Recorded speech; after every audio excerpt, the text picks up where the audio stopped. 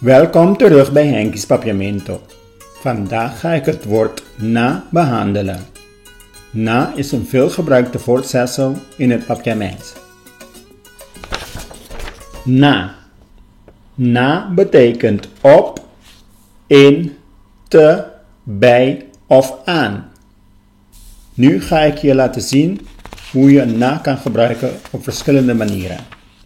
Nummer 1 is na Curaçao. Na Curaçao, op Curaçao.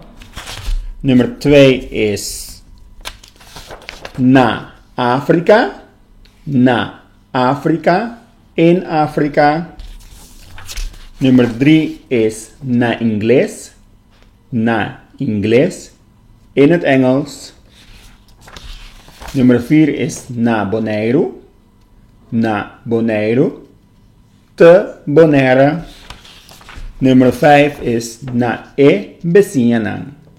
Na Besianan, bij de buren. En nummer 6 is na Muraya. Na Muraya, aan de muur. Dankjewel voor het kijken en tot de volgende keer.